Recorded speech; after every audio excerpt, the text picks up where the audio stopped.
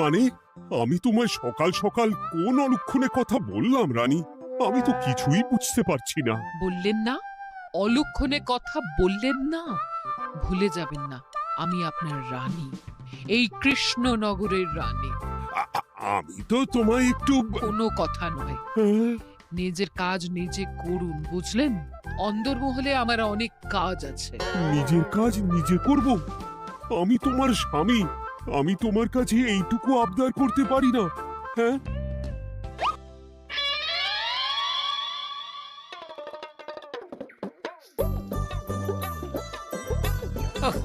আজ গিন্নির সাথে বচসা করতে গিয়ে দেরি হয়ে গেল।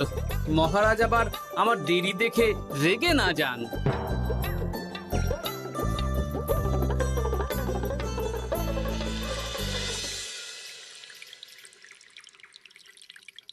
হ্যাঁ, তুমি কথাটা খুব একটা মন্দ বলনি মন্ত্রী।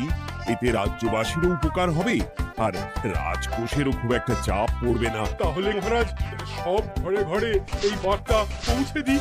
কি এত বড় সাহস তোমার? আমার মুখে মুখে কথা বলছো? যাও, বেরিয়ে যাও বলছি আমার চোখের সামনে থেকে। তোমায় আর দেখতে চাই না। আমি আবার কি বললাম মহারাজ? কি বললে মানে? কি বলতে বাকি রাখলে শুনি? বলছিলাম কি, অপরাধ নেবেন না মহারাজ, সেনাপতি তো। চুপ, একদম চুপ। আমি মরছি নিজের জ্বালায় আর তুমি ওই ভুল ভাল বলে আমার মাথা বিগড়ে দিতে চাইছো? মহারাজ রেগে আগুন, এই ছিলেন ঠান্ডা, এই তো মুখে হাসি ছিল, এখন হাতে ডান্ডা। কি বললে কবি? তুমি আমায় অপমান করলে? যাও, এক্ষুনি তোমরা সবাই দূর হয়ে যাও আমার সামনে থেকে। কাউকে চাই না আমি। এই মুহূর্তে রাজসভা আমি শূন্য দেখতে চাই, না হলে আজ সব কটা গর্দান নেব আমি। যাও বলছি।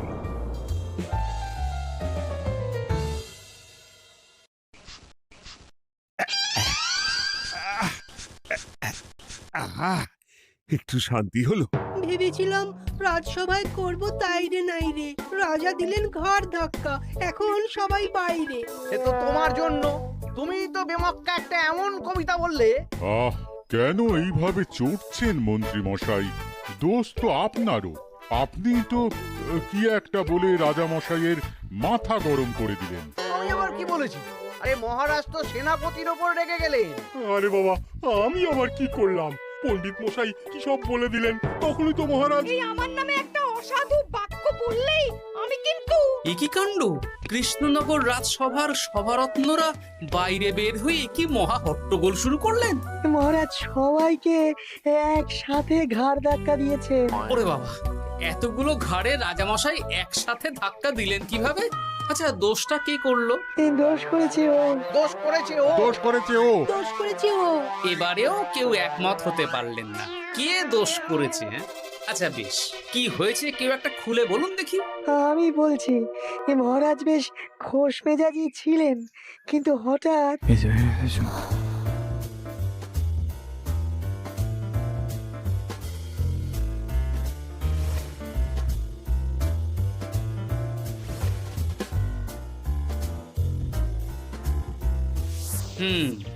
এই কাণ্ড!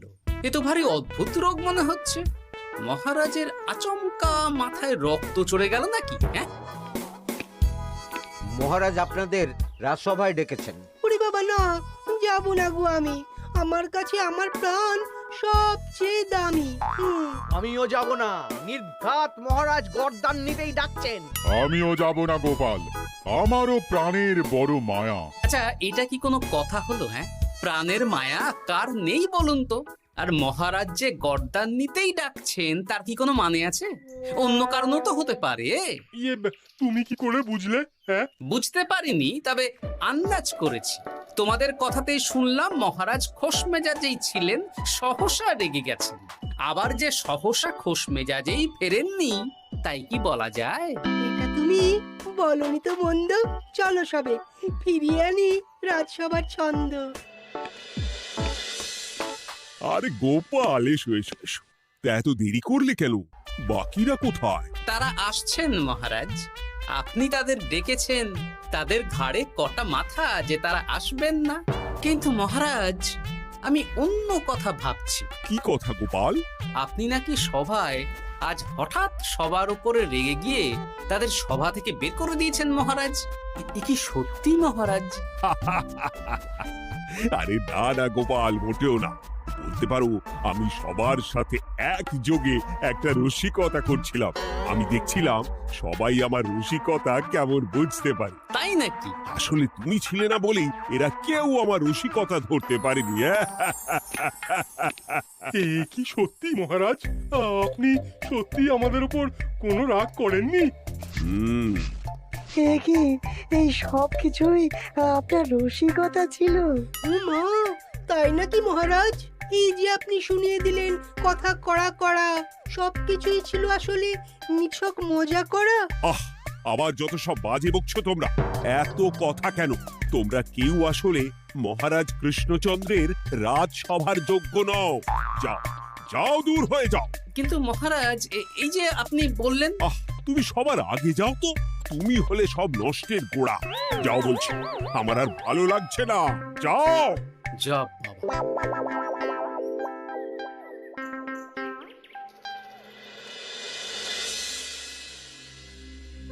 কি বুঝছেন? না না না, আমি তো সবই ঠিক দেখছি রানীমা। হ্যাঁ, এটা ঠিক যে নারীর গতি কিঞ্চিত চঞ্চল বটে, তবে তা তো হতেই পারে। বাকি সবটাই ঠিকই আছে। তাহলে এমন হচ্ছে কেন? মহারাজ এইভাবে যখন তখন রেগে যাচ্ছেন কেন? আজ শুনলাম আপনাদের সভা থেকে দুবার বের করে দিয়েছেন, আবার ফিরিয়ে এনেছেন। হুম হুম হুম। আমি ওষুধ পাঠিয়ে দিচ্ছি, আর মহারাজের কিঞ্চিত বিশ্রামের দরকার। হ্যাঁ, তোমার মাথা আর আমার মুন্ডু।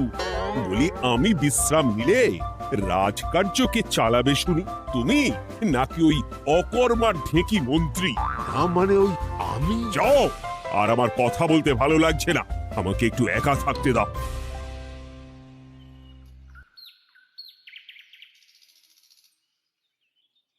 ব্যাপারটা কি বুঝলে গোপাল? রাজবৈদ্য তো মহারাজকে দেখতে রাজবাড়িতে গেছেন। কি মনে হয়? গতকালও আমি যখন বাগানে গেলাম,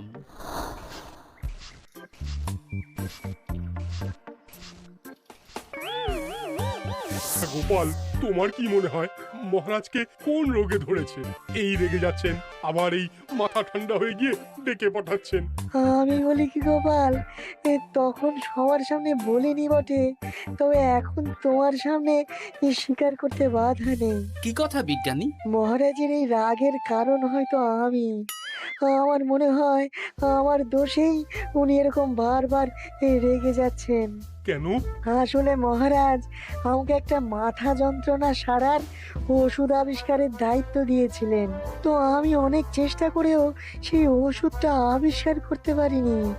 যেটা আবিষ্কার করেছি তাতে সেরকম কাজ হচ্ছে না। আমার মনে হয় ওনার মাথা ব্যথা থেকে এরকম হচ্ছে। সে যাই হোক, তুমি কিছু একটা করো গোপাল। মহারাজের অসুখ কিভাবে সারানো যাবে সেটা নিয়ে কিছু একটা ভাবো। ভাবতে তো হবেই। আজ সন্ধেবেলায় তুমি তোমার বাড়িতে বাকি সভাসদদের ডেকে আনো, আমি সমাধান সঙ্গে নিয়ে সময় মতো চলে আসবো। আচ্ছা বেশ, তাই হবে। আমি এখনই বাকিদের খবর দিয়ে দিচ্ছি। আর বিজ্ঞানী, একটু এদিকে এসো তো, একটা কথা আছে।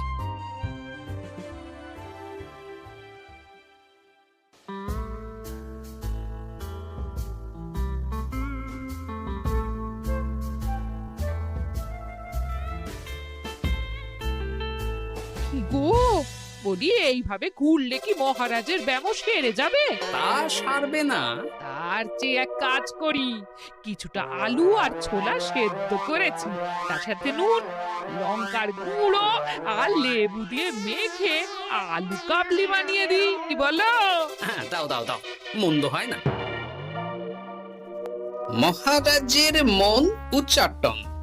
তার কি কারণ?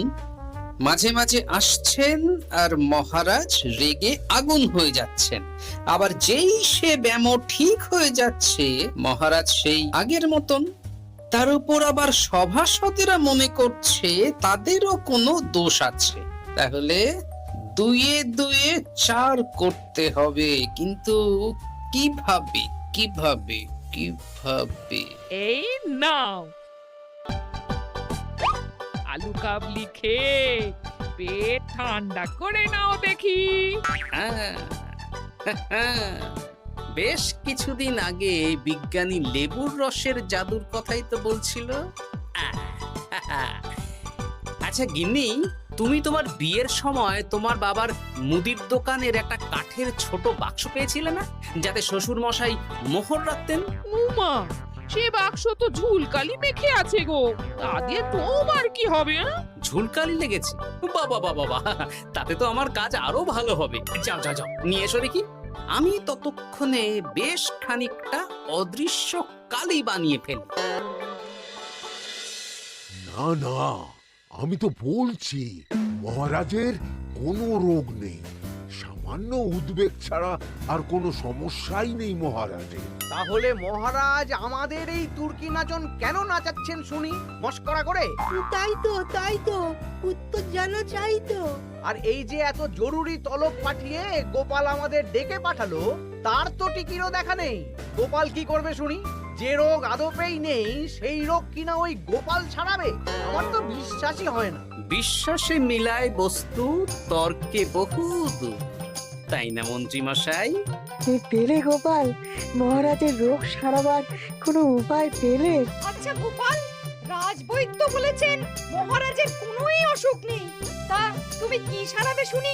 হ্যাঁ, রোগ হয়তো রাজবৈদ্য মশাই ধরতে পারেননি, কিন্তু কিছু তো আছেই যার জন্য মহারাজ এমন আচরণ করছেন, তাই না? তা তুমি বলো না মহারাজ এমন কেন করছেন, আর কি তার সমাধান? এক এক করে বলি। আমি ভেবে দেখলাম এর জন্য আমরাই দায়ী। বলো কি?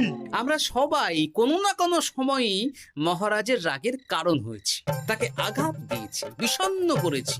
ইচ্ছে করে করিনি হয়তো, কিন্তু করেছি। আর মহারাজ সেই সব কথা বুকে চাপা দিয়ে রেখেছেন। তুমি বলতে চাইছো অতীতে সেই সব ভুলের কারণেই মহারাজ এমন করছেন? আমার তো তাই মনে হয় সেনাপতি। আচ্ছা আচ্ছা, তর্কের খাতিরে যদি তাই ধরে নি, তাহলে এখন আমাদের কি করণীয়?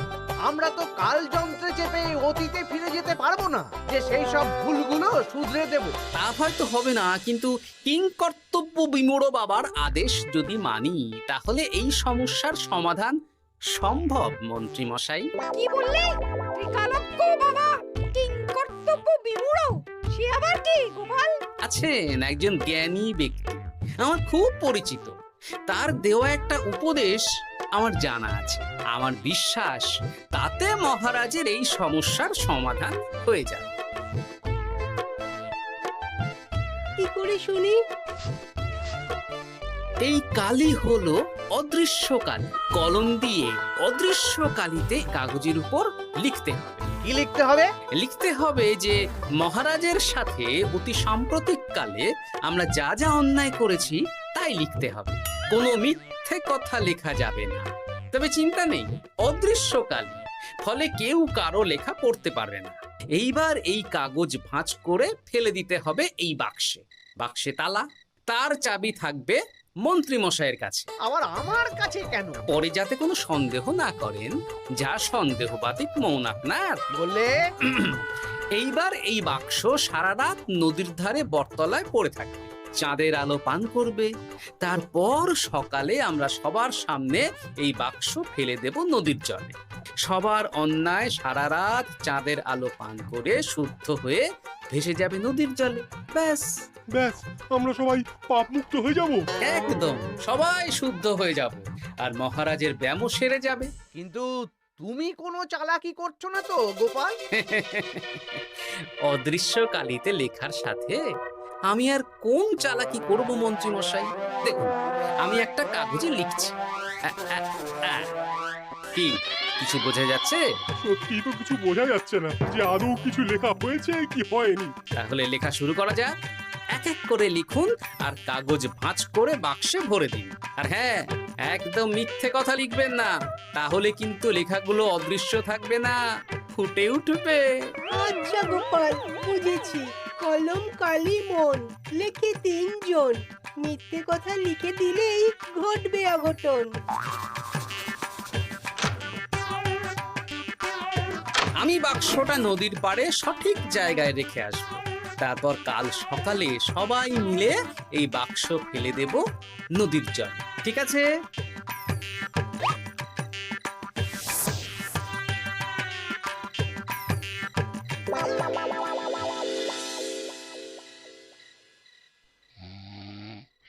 কথায় আছে, মনে যা আসে বলে যাও, ভুলেও লিখো না, তাহলেই বিপদে পড়বে।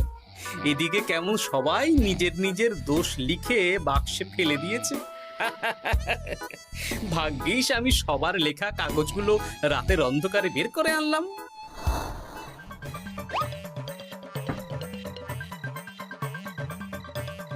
এইবার এই কাগজগুলো ঢুকিয়ে দিলেই কেল্লা ফতে।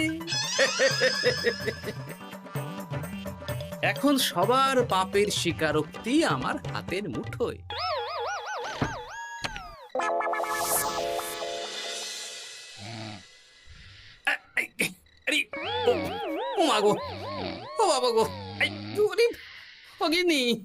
বলি, নাক ডেকে তো ঘুমোচ্ছ, আমার পিঠটা একটু চুলকিয়ে দাও দেখি। এই জন্যই তো মাথাটা যায় গরম হয়ে। আরে, এই সহজ ব্যাপারটাই তো আমি বুঝতে পারিনি। মহারাজের অসুখ তাহলে এই। যাক, এই রাতের বেলাতেই একসাথে একটা ঢিল পেয়ে গেছি। এক ঢিলে মারবো 2 পাখি। রাজার অসুখও সারবে, আবার সব কটা পাজি শায়েস্তাও হবে।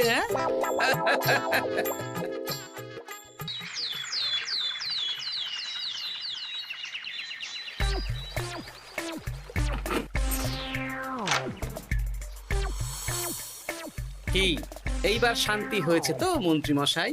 যেমন অদৃশ্য লেখা ছিল সেরকমই আছে তো? কিন্তু এতে কি মহারাজের রোগ সেরে যাবে? যাবে না মানে? মনে করুন সেরে গেছে।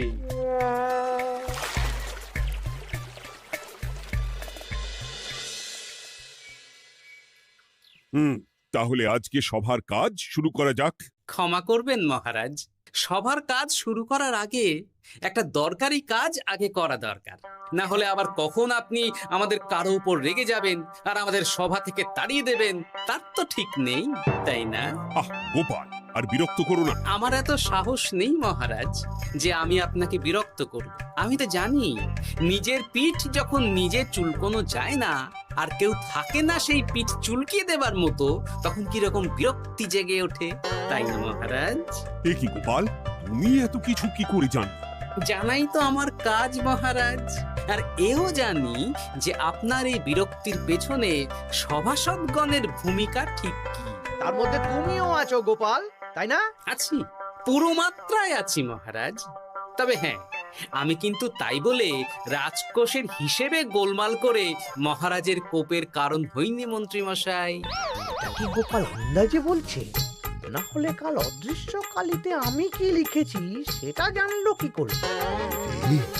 আমি যা লিখেছি সেটাও কি গোপাল পড়ে ফেলেছে নাকি?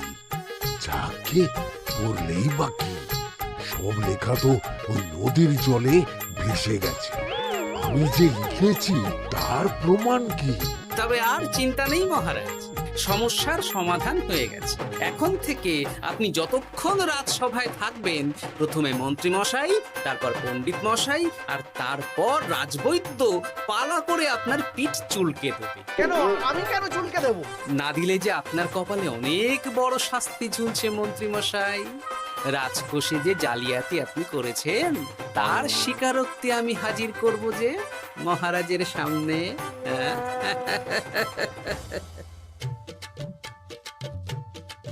এই নিন মহারাজ, মন্ত্রী মশাইয়ের পাপের স্বীকারোক্তি। আপনি আগে মন্ত্রী মশাইয়ের লেখাটা পড়ুন, তারপর একে একে সকলের স্বীকারোক্তি দিচ্ছি। এ কি মন্ত্রী, তুমি রাজকোষ থেকে 500 মোহর চুরি করেছ, আর তার বদলে সেই হিসেব তুমি পুকুর পাড় বাঁধানোর খরচ হিসেবে দেখিয়েছ। এই সেরেছে, এটা ফুটে উঠলো কি করে? সে অনেক কাণ্ড মন্ত্রী মশাই, বাকিদের সবারটাই আছে, এত জেনে কাজ কি? না না, জানতে তো হবেই। তাহলে শুনুন, এই অদৃশ্য কালি আসলে লেবুর রস, গতকাল রাতে আমি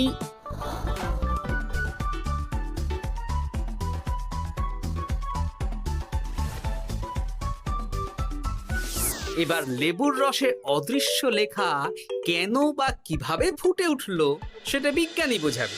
লেবুর রসে লেখা আগুনের তাপে ধরলে ফুটে ওঠে, কারণ লেবুর রসে থাকা অম্ল কাগজের সাথে থাকা শ্বেতসারের সাথে বিক্রিয়া করে এবং তাপ পেলে সেই বিক্রিয়া দ্রুত হয়ে কাগজের শ্বেতসার রাসায়নিকভাবে পরিবর্তিত হয়ে গাঢ় রং ধারণ করে। অনেক দিন আগে বিজ্ঞানীর কাছে ব্যাপারটা জেনেছিলাম, আজ কাজে করে দেখালাম। এবার মন্ত্রী মশাই দেখুন, মহারাজের সেবা করা ভালো না তার বদলে চাবুক খাওয়া ভালো?